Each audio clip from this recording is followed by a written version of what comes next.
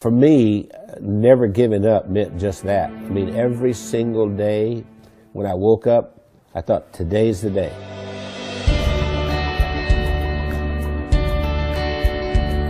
I was the second son in a sharecropper's family, and a sharecropper means that you don't own anything. I mean, you work for someone else who's the landowner. We had practically nothing. Everything was hand-me-downs from someone else.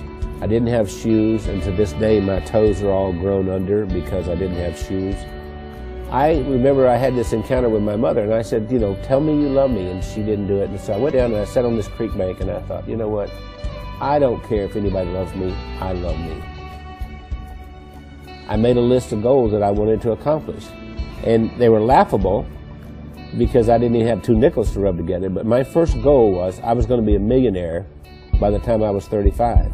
Number 2, I was going to have food to eat because we were always hungry. I mean, my little brother and I used to make mud pies to stop the hunger pains, and I was going to travel all over the world.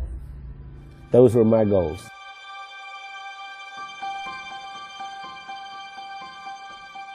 I've learned everything from working with Randy.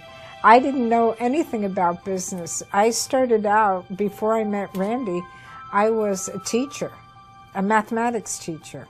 Well, I think we have a very good balance. Randy's really good in sales and telling the story and explaining why people need to have whatever it is that he's selling. And then he comes to me and says, Wendy, can we make it do this? And I have to get it done. We started working together, and we were together all the time doing things, and that we just, you know, couldn't be without each other. And once she got exposed to me, it was downhill from there. I mean, she could not last a day without me. That's probably true. What did you do to her hair? That's what the COO does here. Does hair? She preps me. Spit on it, honey, like you used to do. I never spit. We retired a few times. Did he tell you that? We've tried retirement 3 times, but we never figured out exactly how to do it because we've worked all of our lives. We took a year and we traveled around the world. Then when the decision of the day became, where are we having breakfast? I thought, we're in trouble.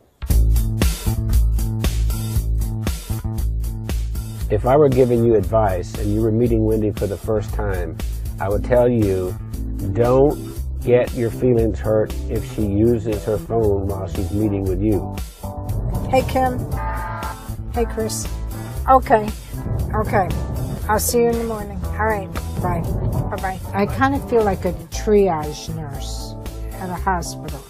And every week I go in and I reprioritize. No, I'm not approving that. I think what drives Wendy is her desire to be the best and provide the best of service to everyone. Awakened at 2:30 in the morning, and I hear this little click, click, click, click, click, click, click, click. And it's Wendy over there looking something up at 2:30 in the morning. And I'll say, why aren't you sleeping? You can do that tomorrow morning. We are the definition of entrepreneurs. And we don't like doing one thing at a time. We have to do a lot of things at the same time. It's not just Randy and Wendy doing all this work. The whole team, every single one of us works around the clock. Hey, gorgeous. Listen, Bernice has been with us for what, 5, 6 years? 6 years. Yes. And we love her to death. And I love you guys. Yeah. Randy leads with his heart. And he's the most incredible person I've ever met. He's gone through so much in his life. And I believe that Randy's, I'm going to make me cry here. Randy has made the difference in my life. What's important is, what do I contribute in this day to make the world a better place? I know that sounds corny, but that's really what it is. My daddy used to say, we leave here with empty pockets.